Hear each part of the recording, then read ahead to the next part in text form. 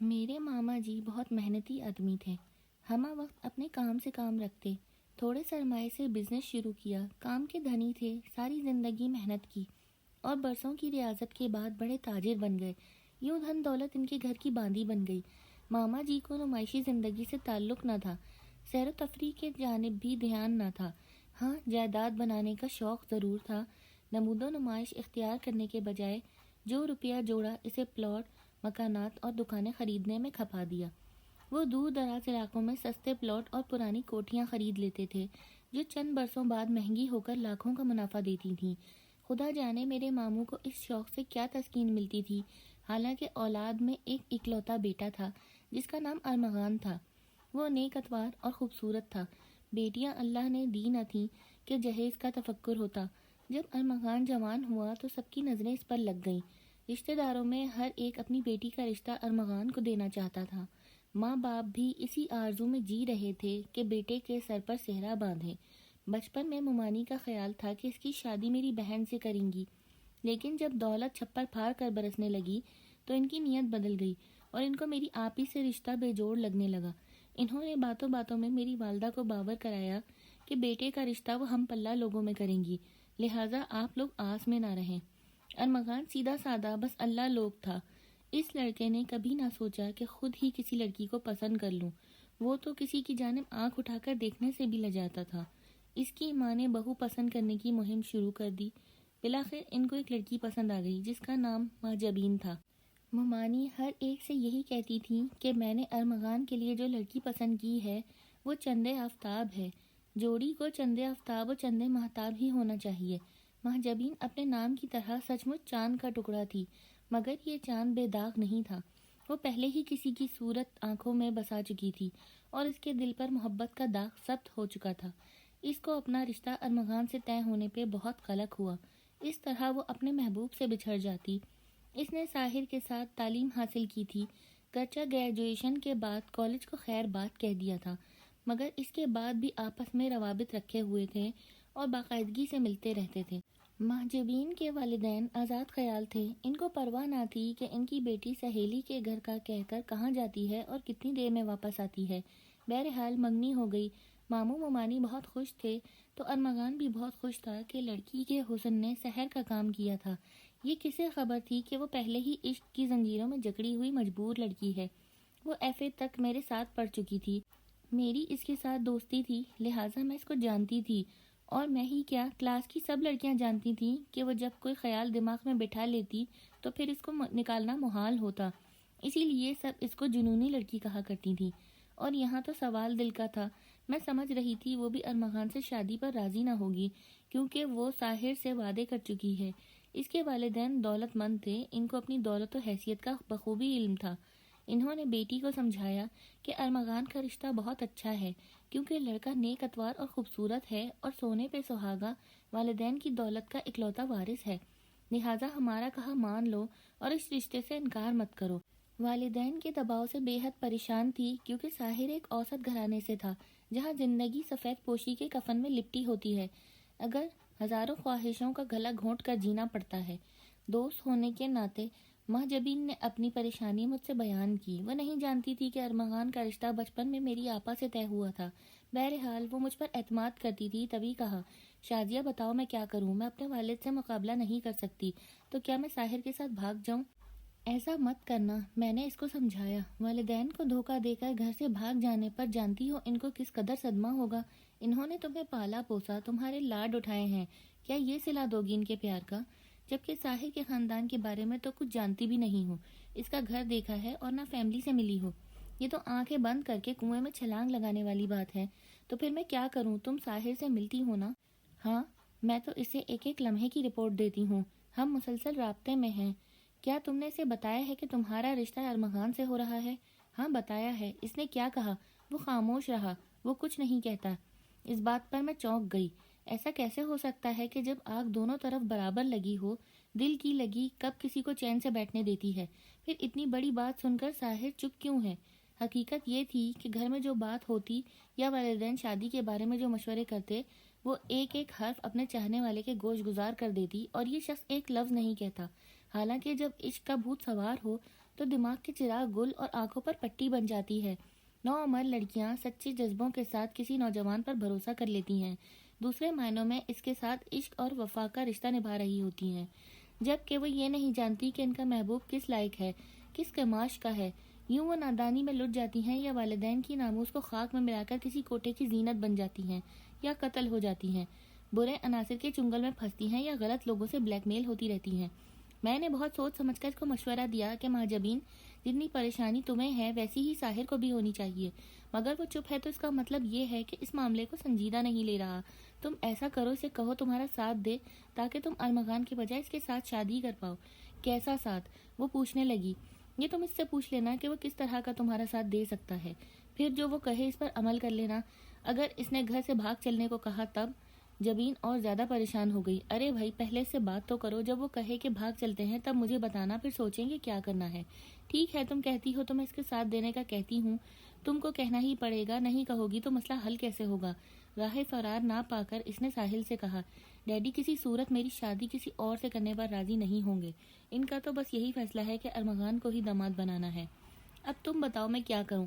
अगर तुम साथ दो तो मैं तुम्हारी हर बात मानने को तैयार हूँ। हम घर से भागकर कोर्ट मैरिज कर लेते हैं, यही वक्त है। माँ जबीन इसको बता चुकी थी कि जिस लड़के से इसकी शादी हो रही है वो जायदाद का इकलौता वारिस है। तभी साहिर ने इसको ये मशवरा दिया कि फ़िलहाल वो वालिदैन का कहना मान ले। वो बोला, तुम अरमगान से शादी कर लो, लेकिन मुझसे राब्ता मत तोड़ना, इस तरह हम मिलने की कोई सूरत निकाल लेंगे। ये जवाब सुनकर महाजबीन और परेशान हो गई। सोचने लगी कि साहिर को ये पता नहीं है क्या, एक शादीशुदा औरत का किसी दूसरे मर्द से मिलना या मिलाना या राब्ता रखना इतना आसान नहीं होता। फिर भी कितने आराम से ये बात कह दी। एक बार भी नहीं कहा कि शादी से इनकार कर दो या मैं अपने घर वालों को रिश्ते के लिए तुम्हारे घर भेज देता हूँ। महाजबीन के वालिद रोशन ख्याल थे। मुमकिन था कि इसके आंसू इनका दिल मोम कर देते, लेकिन ऐसा तभी मुमकिन होता जब साहिर एक बार रिश्ता मांगने की हामी भरता। जबीन ने मुझे बताया कि साहिर ने तो ठंडे ठंडे ये जवाब दिया है। अब क्या करूं? मुझे अंदाज़ा था कि साहिर एक लालची नौजवान है, जबकि महाजबीन अपने जज्बे में सच्ची और खरी है, मगर कच्ची उम्र में तजुर्बा नहीं होता। इस जैसी लड़कियां नहीं जानती कि ज़माना क्या है, दुनिया कैसी है, लोग कैसे हैं, और जिसको हम दिल की गहराइयों से चाहते हैं वो कैसा है। महाजबीन अपने वालिदैन की लाडली भोली भाली बेटी थी। वो ये अंदाज़ा कर सकती थी कि आगे क्या होने वाला है। इस जैसी लड़कियों को कुछ पता नहीं होता, ना मुस्तकबिल में पेश आने वाली संगीनियों का एहसास होता है, बस इश्क का जादू सर चढ़कर बोल रहा होता है। तभी ये लड़कियां बर्बाद हो जाती हैं। फिर वालिदैन याद आते हैं जो सच्चा प्यार करते हैं, हर दुख और गम से बचाते हैं। लेकिन पछताए क्या हो जब चिड़िया चुग गई खेत, पानी सर से गुजर जाए तो पछतावा ही बाकी रहता है। साहिर ने ऊपर नरम मिजाजी का खोल चढ़ाया हुआ था, मगर वह अंदर से सफाक दिल था। इसे बखूबी अंदाज़ा था कि जबीन का जहन इसकी गिरफ्त में है और वो इसके बगैर नहीं रह सकती। वो जब चाहेगा इसको अपनी तरफ खींच लेगा। वो खुश शक्ल मगर चालाक था। 2 साल तो मेरा भी क्लास फेलो रहा था। मैं इसके बारे में कुछ ना कुछ अंदाज़ा लगा चुकी थी। वो दोहरी शख्सियत का मालिक था। इसका असल रूप कुछ और था, लेकिन जब किसी से मिलता तो बनावटी इखलाक का लिबादा ओढ़ लेता। मैंने 1-2 बार जबीन को समझाया, मगर वो साहिर के शहर में गले गले डूबी हुई थी और इसके लिए कुछ भी कर सकती थी। मैंने सेकेंड ईयर के आखिरी दिनों में इससे किनारा कर लिया था। जब बात करती तोते की तरह साहिर की रट लगाए रहती। इसको जुनूनी लड़की कहा करती थी। साहिर भी इसकी कमजोरी से वाकिफ था। जब इसने महाजबीन को कहा कि तुम अरमगान से शादी कर लो, तो जबीन को ढारस हो गई कि बाद में कोई हल निकाल कर वो उसे अपना लेगा। यूँ इस लड़की ने महबूब का कहा मानकर अरमगान से शादी कर ली। साहिर ने चूंकि इससे वादा ले लिया था कि शादी के बाद वो इससे राब्ता बरकरार रखेगी, तभी जब इसका शौहर घर से बाहर जाता वो फ़ोन पर साहिर से बातें करती और इससे हिदायत लेती। साहिर इसको समझाता कि तुम अपने शौहर के साथ अच्छी तरह रहो, इसके प्यार का जवाब प्यार से दो, इसको बिल्कुल शक ना हो कि तुम्हारी नीयत कुछ और करने की है, क्योंकि तुमको इसका एतबार जीतना है। जब तक इसका एतमाद ना जीतोगी हम अपना मकसद ना पा सकेंगे। महाजबीन को क्या खबर थी कि खोट तो साहिर की नीयत में है। अगर वो इसका घर बसाए रखने या इसके माँ बाप की इज्जत की खातिर ऐसी हिदायत इसे करता तो बिलाशुबा वो एक अजीम और फरिश्ता सिफत इंसान होता, लेकिन ऐसा बिल्कुल न था। इधर बेचारा अरमगान, जो महाजबीन को पाकर बहुत खुश था, अपनी बीवी को टूट कर चाहने लगा था, उसका बहुत ख्याल रखता था। मामू और ममानी इस पर सदके वारी होते। मुद्दत बाद इस घर में खुशी आई थी, वो सबकी चहीती थी। कुछ दिनों तक रिश्तेदारों की चहल पहल रही और मुबारक सलामत का सिलसिला जारी रहा। दावतें होती रहीं। फिर जब ये हंगामा ज़रा सर्द हुआ तो महाजबीन ने साहिर से पूछा, अब मुझे क्या करना है? इन लोगों ने तो बहुत मुझे ज़्यादा दिल से लगा लिया है। यहाँ नई ज़िंदगी शुरू हो चुकी है और मैं इस ज़िंदगी का हिस्सा बनती जा रही हूँ। ہم کیسے ایک ہو سکیں گے؟ جتنا وقت گزرتا جائے گا اتنی دوری بڑھتی جائے گی۔ آخر تم نے سوچا کیا ہے؟ سوچا یہ ہے کہ تم ارمغان کو راستے سے ہٹاؤ گی اور پھر ہم ایک ہو جائیں گے۔ اس سے پہلے تم پیار پیار میں ارمغان کی جائیداد اور بینک بیلنس اپنے نام کرواتی رہو۔ تمہارے سسر دل کی مریض ہیں، اب بیمار بھی رہنے لگے ہیں۔ انہوں نے کاروبار بیٹے کو سونپ دیا ہے۔ میں اسی لیے مناسب وقت کے انتظار میں ہوں۔ جو لوگ منفی سوچیں رکھتے ہیں، لمبی منصوبہ بندی کرتے ہیں، وہ بڑے تحمل کے ساتھ اپنی منصوبہ بندی کو کامیابی سے ہمکنار کرنے کا بھی سوچتے رہتے ہیں۔ ساحر کا ذہن اسی طرح کا تھا اور جبین روبوٹ کی طرح اس کے ہر حکم پر عمل کر رہی تھی۔ ہمارے ماموں ممانی زیادہ چالاک نہ تھے۔ انہیں گمان بھی نہ تھا کہ جس بہو کو پھولوں کی طرح رکھتے ہیں، اپنی بیٹی سمجھتے ہیں، وہ کس ڈگر پر چل رہی ہے۔ انہی دنوں ماموں بیمار ہوئے اور وفات پا گئے۔ ایک بڑا کانٹا از خود ان کے راستے سے نکل گیا اور ساری جائیداد ارمغان کے نام ہو گئی۔ اب جبین نے کہنا شروع کیا کہ جائیداد اب میرے نام کر دیں، اگر آپ کو مجھ سے محبت ہے تو مجھے محفوظ کریں۔ ارمغان نے کہا، ایک شرط پر، جو ہی ہمارے گھر پہلا بچہ ہوگا جائیداد تمہارے نام ہو جائے گی۔ جبین جو بچے کی پیدائش کے حوالے سے احتیاطوں میں لگی تھی، اس نے ساحر کو شوہر کی شرط بتا دی۔ ساحر نے کہا، کوئی بات نہیں، اس طرح اگر تم صاحب جائیداد ہو جاتی ہو تو یہ گھاٹے کا سودا نہیں۔ تب جبین نے احتیاط چھوڑ دی اور ایک بیٹی کی ماں بن گئی۔ اب اس نے شوہر کو اس کی شرط یاد دلائی۔ ارمغان تو بیوی کی محبت میں سرشار رہتا تھا۔ اس نے کہا، یہ بھی کوئی مسئلہ ہے میری جان، میں تمہارا ہوں، میری ہر شے تمہاری ہی ہے۔ یوں ایک روز اس نے محبت کی سرشاری میں آدھی جائیداد بیوی کے نام کر دی اور کہا کہ باقی کی باقی جائیداد بیٹے کی پیدائش پر تحفہ دوں گا۔ ممانی نے اپنا حصہ پہلے ہی ارمغان کے نام کر دیا تھا، انہوں نے اور کسے دینا تھا۔ جب جبین نے بیٹے کو جنم دیا تو ارمغان کی خوشی کا کوئی ٹھکانہ نہ تھا۔ اب بھلا کون ان خوشگوار زندگی کے بارے میں شک کر سکتا تھا؟ ارمغان نے اپنے کل مال و متاع کا مالک بیوی کو بنا دیا۔ عورت کتنی بھی گمراہ ہو، جب ماں بن جاتی ہے تو اسے اپنے بچوں سے وفادار ہو جاتی ہے اور اسی سبب شوہر کے ساتھ بھی وفا نبھا دیتی ہے۔ مگر جبین جانے کس مٹی کی بنی ہوئی تھی، اسے نہ تو بچوں کا خیال تھا اور نہ کہ شوہر کے بے لوث پیار کا۔ اس کا دل خاوند کی چاہت پا کر بھی اس کی جانب مائل نہ ہو سکا۔ وہ اب بھی ساحر کے سحر میں گرفتار، اس کے خیالوں میں گم رہتی، جبکہ ایک شادی شدہ عورت کے لیے وہ غیر محرم تھا۔ لیکن اس نادان کے دل پر تو جیسے مہر لگ چکی تھی کہ اسے اچھائی برائی گناہ ثواب کا کسی بات کا لحاظ نہ تھا۔ اب اگر وہ شادی کے بعد رشتہ توڑ کر سب رابطے ختم کر ڈالتی، اپنا گھر آباد کر کے خوشیوں کے دامن بھر لیتی اور اپنے بچوں کی محبت سے بھی لطف اندوز ہوتی، مگر اس بد نصیب عورت کے لیے خوش نصیبی، گھر کا سکون، شوہر کا پیار، تمام آسائش بے معنی ہو گئی تھی۔ واقعی وہ ایسے جنونی لوگوں میں سے تھی جن کو اخلاقی اقدار کا لحاظ نہیں رہتا۔ ممانی اب اکثر بیمار رہنے لگی تھی۔ جبین نے ارمغان سے کہا کہ مجھ سے تمہاری ماں کی خدمت نہیں ہوتی، مجھے الگ گھر میں رہنا ہے۔ اپنے بچوں کو دیکھوں یا تمہاری ماں کی دیکھ بھال کروں؟ ارمغان اپنی بوڑھی ماں سے علیحدہ نہیں ہونا چاہتا تھا۔ اس بات پر آئے دن جھگڑا فساد رہنے لگا۔ ماں تو پھر ماں ہوتی ہے۔ اس نے جب اپنی گھر میں اپنی وجہ سے بے سکونی دیکھی تو بیٹے کی پریشانی کا غم دل پر لے لیا۔ وہ بہو کی چک چک سن کر اتنی بیمار پڑی کہ انہیں اسپتال میں داخل کرانا پڑا۔ ساس کی غیر موجودگی میں بہو کو پوری آزادی مل گئی۔ اب منصوبے پر عمل درآمد کا وقت آ گیا تھا۔ نوکر سے کہا کہ میں اماں کو دیکھنے اسپتال جا رہی ہوں، تم بھی ساتھ چلو۔ اس نے دونوں بچوں اور آیا کو بھی ساتھ لے لیا۔ آیا سے کہا کہ اسپتال کے اندر چھوٹے سے بچوں کو الاؤ نہیں ہوتا، تم ان کے ساتھ گاڑی میں بیٹھی رہنا، اور ڈرائیور سے کہا کہ تم بھی گاڑی کے پاس رہو تاکہ بچوں کی نگرانی کر سکو۔ پھر وہ نوکر کے ہمراہ ساس کو دیکھنے ان کے روم میں چلی گئی۔ شوہر کو چلتے وقت فون کر دیا کہ آپ گھر آ جائیے، میں اماں کو دیکھنے جا رہی ہوں۔ ارمغان کے پاس گھر کی دوسری چابی تھی۔ وہ فوراً گھر روانہ ہو گیا، گیٹ پر پہنچا، تالا کھولا اور آرام کرنے اپنے کمرے میں چلا گیا۔ رات بھر ماں کے پاس جاگتے گزارتے وہ بہت تھک گیا تھا، لیٹتے ہی نیند آ گئی۔ جبین نے گھر کی ایک چابی ساحر کو بھی دے رکھی تھی جو اس منصوبے میں کام آنے والی تھی۔ ایک پڑوسی نے گیٹ کھلا دیکھا تو اسے اچنبھا ہوا کہ آج ارمغان کا گیٹ کھلا ہوا کیوں ہے؟ یہ لوگ تو چھوٹے بچوں کی وجہ سے ہمیشہ گیٹ بند رکھتے تھے۔ اس نے جھانکا تو گاڑی ارمغان کے استعمال میں رہتی تھی سامنے ہی نظر آ گئی، جبکہ دوسری گاڑی اور ڈرائیور موجود نہیں تھے۔ اس نے نوکر کو آواز دی جو ہمیشہ گیٹ پر موجود رہتا تھا، مگر آج وہ بھی موجود نہ تھا۔ اس نے بہت آوازیں دیں، بیل دی، مگر کوئی جواب نہ ملا، جیسے گھر میں کوئی موجود نہ ہو۔ راحیل ان کا پرانا پڑوسی تھا، جانتا تھا کہ ارمغان کی امی بیمار ہیں اور ہسپتال میں داخل ہیں، شاید ایمرجنسی میں لوگ نکلے ہیں اور گیٹ بند کرنا بھول گئے۔ وہ گھر کے اندر چلا گیا۔ اس نے ارمغان کو پکارا۔ اس کے کمرے کا دروازہ بھی کھلا ہوا تھا۔ اس نے کمرے کا جو نظارہ دیکھا تو کانپ کر رہ گیا۔ کسی نے ارمغان کو گولی مار دی تھی، کیونکہ وہ فرش پر اوندھے منہ پڑا ہوا تھا اور خون فرش پر بکھرا ہوا تھا۔ وہی منظر دیکھ کر دہل گیا۔ یا الہی، کیا ماجرا ہے؟ راحیل نے فوراً پولیس کو فون کر کے واقعے کی اطلاع دی، पुलिस ने आकर मकान को घेरे में ले लिया।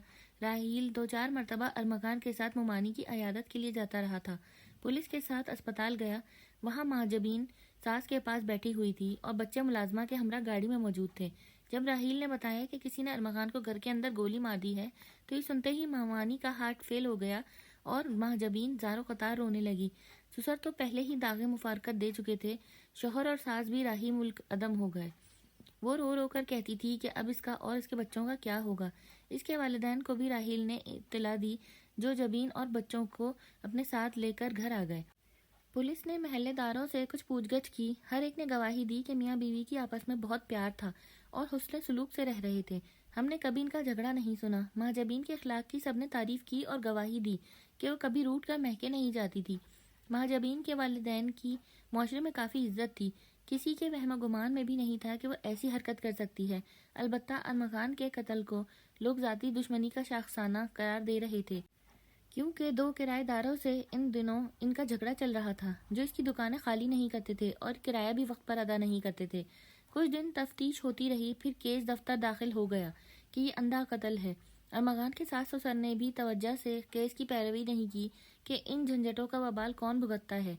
मेरे अब्बू और मामू कुछ दिन दौड़ भाग करते रहे, फिर वो भी थक हार कर बैठ गए। 1 साल बाद महाजबीन की दूसरी शादी हो गई। जिस शख्स से शादी हुई थी, इसका नाम सुना तो मैं दंग रह गई। मैं खुद को समझाया कि इसकी किसी और से शादी तो होनी ही थी, इसी से कर ली है जिससे चाहत थी। ऐसा तो होता ही है। ये दोनों खुशगवार जिंदगी गुजारने लगे। महाजबीन को साबका शौहर की जुदाई का मलाल था या साहिद से शादी करके खुशी हुई, ये तो वो जाने या खुदा, क्योंकि ज़मीर तो इंसान के अंदर होता है और कुदरत गलत कामों की सज़ा भी ज़रूर देती है। कातिल ज़माने की नज़रों से छुप जाए भी तो कुदरत के हाथों से नहीं बच सकता। महाजबीन पर जल्द ही साहिर की हकीकत खुल गई। रफ्ता रफ्ता इसने सारी दौलत और जायदाद हथियार ली। नौबत यहाँ तक पहुँची कि एक घर और 2 दुकानों के सिवा महाजबीन के पास कुछ ना बचा। इस औरत ने साहिर पर अंधा एतमाद किया था, क्योंकि मोहब्बत होती ही अंधी है। जब सब कुछ लुट चुका, तब अकल से पैदल महाजबीन को होश आया। अब साहिर का रवैया इसके साथ अहानत आमेज हो चुका था। साहिर कहता कि वो अपने दोनों बच्चों को माँ को दे आए, लेकिन वो अपने मासूम बच्चों की जुदाई बर्दाश्त नहीं कर सकती थी। एक दिन साहिर ने महाजबीन को ये कहकर तलाक दे दी कि तुम एक जुनूनी औरत हो, तुम्हारा कोई भरोसा नहीं, क्या खबर तुम मेरे साथ क्या करो, क्या पता तुम मुझे जहर दे दो। वो रोती बच्चों के साथ वालिदैन के घर लौट आई और रो रो कर अपनी बिपता सुनाई। इसने बताया सब कुछ हथियाने के बाद साहिर इससे वो घर भी अपने नाम लिखवाना चाहता है जिसमें वो रहते हैं। इनकार पर उसको तलाक दे दी है और दौलत समेटकर बैरून मुल्क चला गया है।